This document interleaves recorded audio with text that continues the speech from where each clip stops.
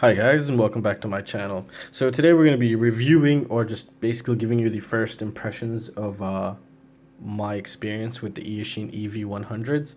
These were provided me by Banggood as a surprise, and I happily accepted. And yeah, I'm glad I did, to be honest. They're pretty sweet. So I'm going to tell you exactly what happened to me and how everything went and what do I see and how does it compare to this and the box type goggles. So actually I can't tell you the box type goggles, that'll be in the next video because I didn't use them actually, I forgot them in the house. So this basically just comes with a battery. It's a 5-volt battery, and be careful of charging it. Don't charge it from your LiPo charger. You just USB right there. They do provide you the USB cable, but they don't give you a charger. So I'm pretty sure you could just charge off your cell phone's charger. They do give you 2 dipolar antennas and the nice fat white charger and that cleaning cloth. Alright, so let's take a quick look at it. So overall it seems pretty nice, pretty good quality. There's no weird noises and weird dings and all that kind of stuff. These adjustments, they're actually, the amount of adjustments you could make, forget the up and down thing here, the amount of adjustments from left to right is a lot more than the Fatshark, so I was able to get a perfect image. However, the screen is tiny, so it's expected to get a good image. I didn't have any blurriness, which is pretty good, pretty sweet. So that was good on that part. And your buttons, pretty good quality. Nothing really to say, they're just buttons and they work good. So and this is kind of like a joystick button, so they're pretty sweet. And you get your fan, and yeah, that's really it. That's all I could say right now. But when you get it, just make sure you remove these stickers that are on the screen here. So yeah, and there's a review online also on YouTube where this guy had his battery plugged into the Eachine goggles when he received it. However, that didn't happen to me. It came on the box on the side along with the dipolar antennas. So if you're worried about that, don't worry about that. I don't know what happened to him. He just probably got unlucky. Or maybe one of the employees wanted to try it when they shipped it out. Anyways, so move the Fatshark to the side. As soon as I got him, I just quickly put the battery, put him on my face, and just looked at the noise, just the white static noise that just happens when there's no signal. And the size or the way you're going to perceive it or see it as soon as you put it on is that you're in a movie theater, not an IMAX, just a normal movie theater, and you're about halfway up. So you're in the middle of the seating arrangements and you're looking at this screen. So it's pretty good in that aspect. I mean, the Fatshark is a lot larger, it's noticeably larger, but it's good there. So then I went to the next step. I plugged in the quad and I started looking at things in the house, in detail. And as soon as you focus and you just get immersed more and more, the screen does tend to get bigger. So you move up like not all the way to the front of the theater, but like maybe like 20% up. So it does get a little bit bigger. It gets pretty good. So that's pretty sweet. The colors were good. It was totally fine. Nothing's wrong. Both of them were the same color. There was no strange anything. It was just, goggles that are supposed to work and they're working fine. So, how is it when I'm flying?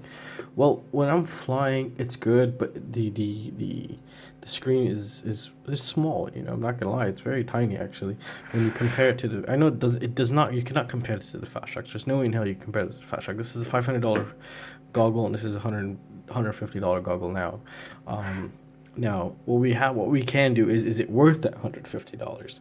So let me just tell you how my flight experience went. Now, if you guys seen my flight footage, and I'll show you a flight footage right now, there's this small post that it's very difficult to see sometimes in light conditioning, even with my Fatsharks. And that one was very difficult to make out unless I was around 4 meters close to it. Then I could make my adjustments and go through it. I'll show you that goalpost that I'm talking about right now. It'll be a crash, but that was from an earlier video when I crashed my Racer Star motors.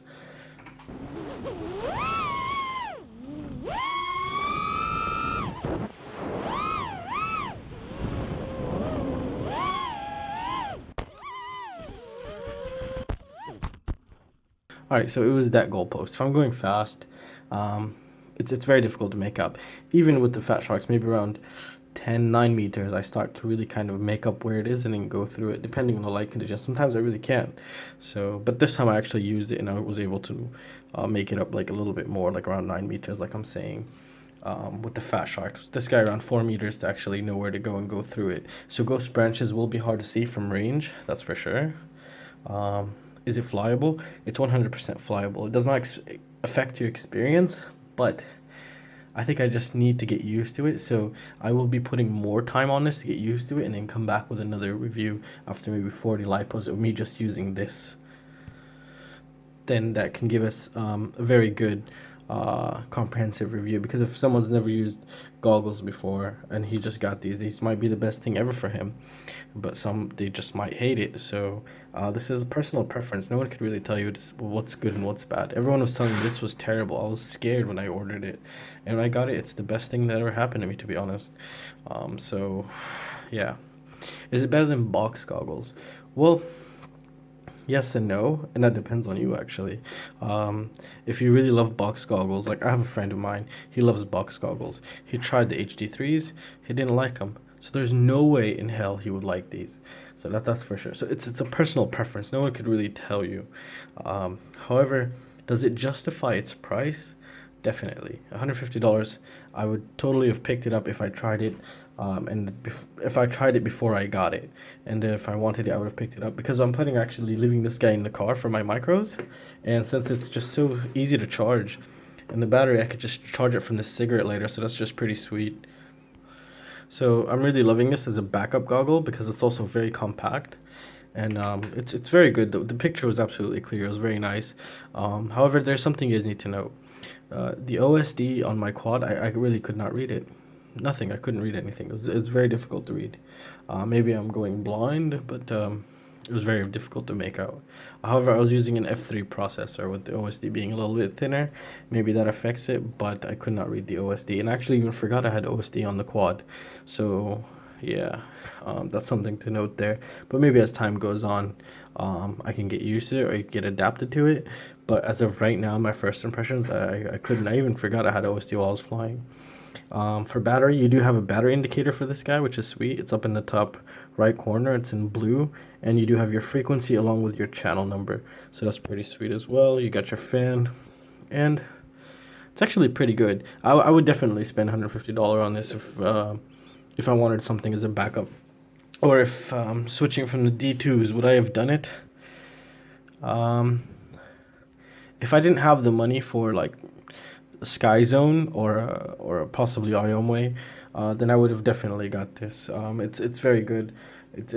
It's not the best, I can tell you that's for sure. I mean, but you are getting what you paid for. So if you're paying $150, you're not getting anything more, you're not getting anything less. You're getting exactly what you paid for, and it's functioning and it's beautiful. So it's pretty good. So that's all I could really say right now. So I'll be putting this more time with this guy this week, and then just come back and give you guys my final thoughts on this guy.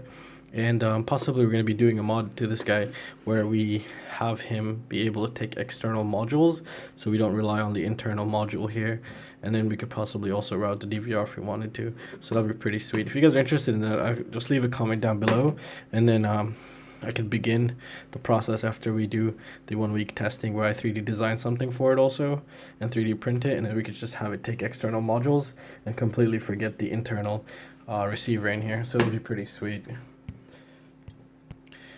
And yeah, so if that sounds like fun to you guys, if you guys want to see that, let me know down in the comments. If you don't, then I'm not even gonna bother. But I would really like to see it. Overall, I really do like it actually. I'm gonna keep it in the car. I don't like it more than the Fatsharks. There's no way I'm gonna like them. The Fatsharks, it's just obvious. But I'm gonna keep this in the car just for quick flights with my micros. So I think it's pretty sweet. Just because also the whole fact that I could just charge it through my cigarette lighter, it's just awesome, really. So, so yeah, well, it's a good one. So if you do have bad eyesight, you could move these. These just focus in and out, so it's pretty sweet. And that's it, guys. So that's gonna conclude it for this video. If you guys have any questions or any suggestions, feel free to let me know, and I will see you next time. See you guys. Take care.